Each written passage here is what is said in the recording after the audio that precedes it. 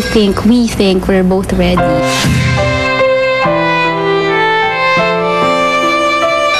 The Philippine R&B princess will finally marry her prince. Formal na ngang inanunsyo ni Kyla na engaged na siya sa kanyang longtime PBA player boyfriend na si Rich Alvarez. Nakakadyahe. Ito po, nisira yung sing-sing ko. Okay. Oh, grabe. Punong-punong talaga kami ng love ngayong gabi nito. Sa kanilang pre-Valentine show ni JR last night, kitang-kita ang labis na kasiyahan ni Kyla habang nagkukwento kung paano nag-propose si Rich. Nag-dinner lang kami mga 2 weeks ago. Yun. Tapos,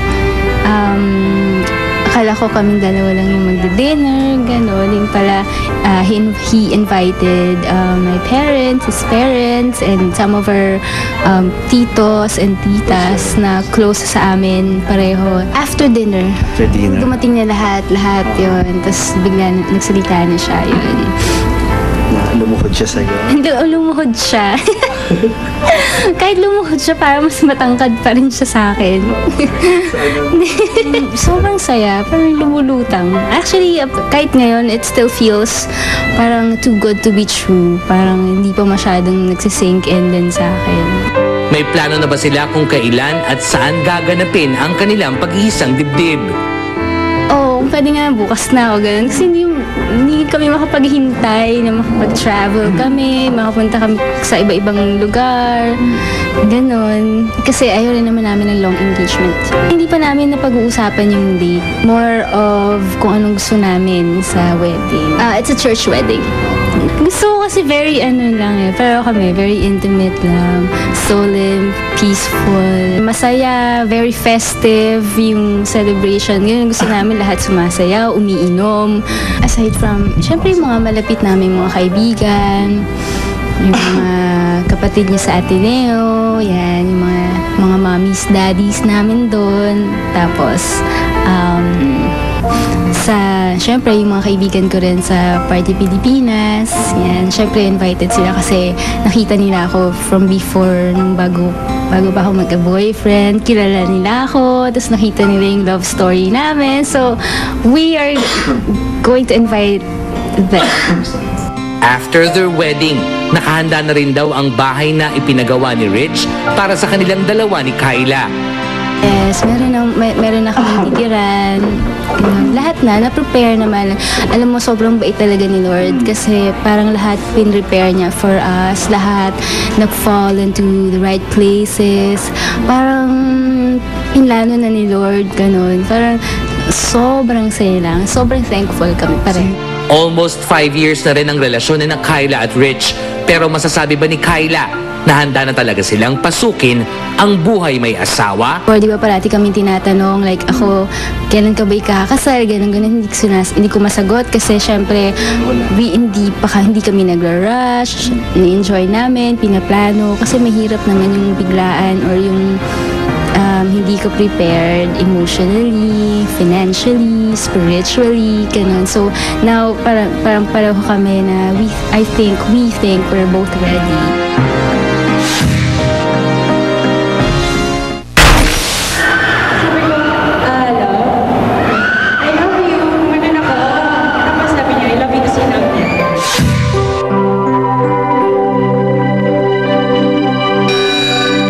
Naluluhang inamin ni Jeneline Mercado na nasaktan ito sa pagpapawalang sala ng korte sa dating road manager nitong si Mel Pulmano mula sa kasong qualified theft na isinampa ng aktres. Sa tagal na rin niyang nakakulong, 2 taon na rin yun. Siyempre, may pamilya siya, nakakaawa, pero kailangan niya rin siyempre pagbayaran yung mga nagawa niya. Tsaka, ang laki nung naging hirap ko sa buhay nung time na nangyari yung situation na yun na hindi talaga tama. Kasi pinagkatiwalaan ko talaga siya. Tsaka minahal ko siya na parang tunay ko talagang nanay. Ang hinanakit ni Jen, damang-dama ng nobyong si Dennis Trillo. Ginagawa ko, dinadivert ko na lang na masayang mga kwentuhan or mga gumagawa ko ng mga simple things para mas mapasaya siya at makalimutan niya yung mga yun. Siyempre natutuwa ako sa kanya kasi kahit na yung maliliit na bagay, 'di ba? Lahat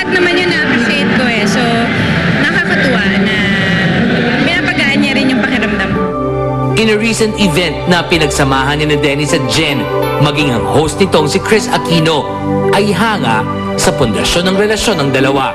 Hindi ka natakot kasi along the way, marami ng babaeng umiyak ng dahil kay Dennis at Jen. And syempre, di ba, Jen, sa pinagdaanan naman ng life mo, I'm sure ayaw mo na isa ka doon sa iiyak ko Oo din. naman. Ang dami ko na rin pinagdaanan. Siyempre, honestly, medyo nakakatakot talaga. Pero, well, kasi iba naman akong klaseng tao eh. Well, depende na rin siguro sa pag-handle ng situation. And si Dennis naman mabait naman eh. Mabait naman siya. Tsaka, Mr. Suda. Well, when was the last time that you said I love each other? Kanina lang din, bago umakit ng stage. Wala kami ginagawa sa baba. Ano? Bago lumabas? Bago umakit din ng stage, dun sa backstage. Talaga? How? Jen? Hindi kasi kanina, nakaupo lang kami, wala kaming ginagawa. So nakaganyan lang ako. Kasi, sabi ko, love, I love you. Manan ako. Tapos sabi niya, I love you to sinag niya. I-demonstrate yung pagyakap para ma-inspire tayo.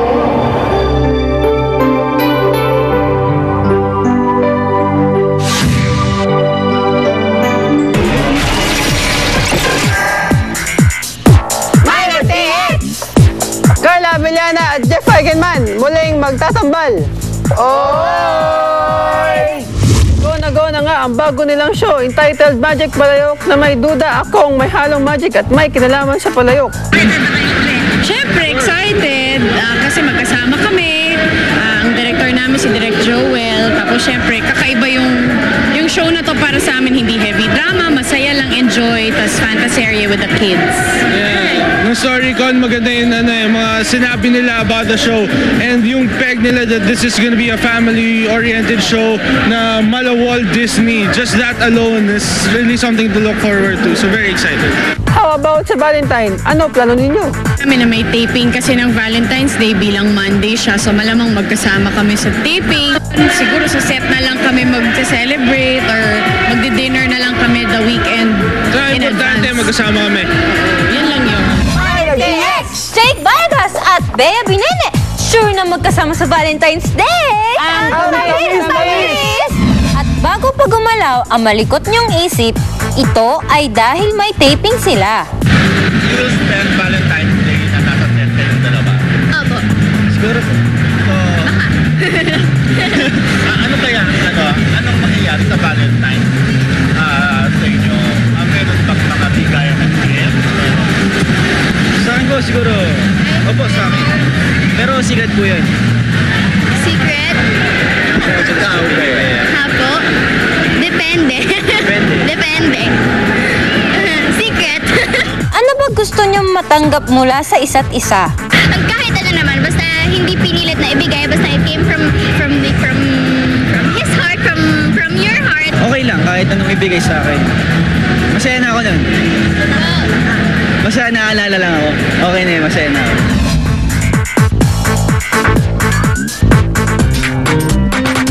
Uso na naman yung yung mga pangalan. Kanina nanonood ako eh.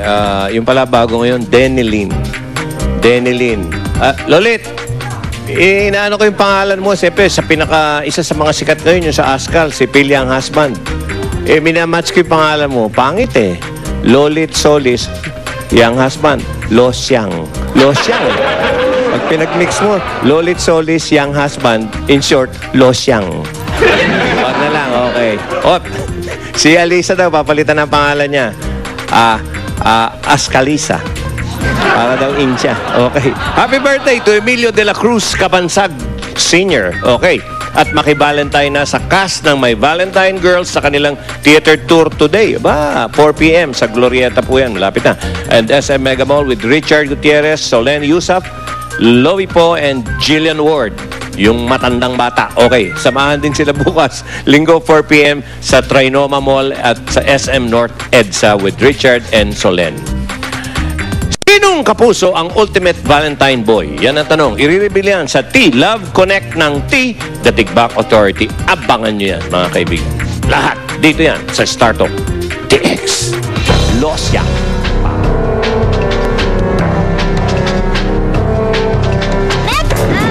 Totally exciting! Ang mga bita sa Nita Negrita, sina Joshua Junicio at Barbie Portesa, ibubuko ang isa't isa. Abangan! Totally exciting! Pangangalaga ng mga batang may cancer, misyon ngayon ni Edu Manzano. So ito, lifelong commitment na to.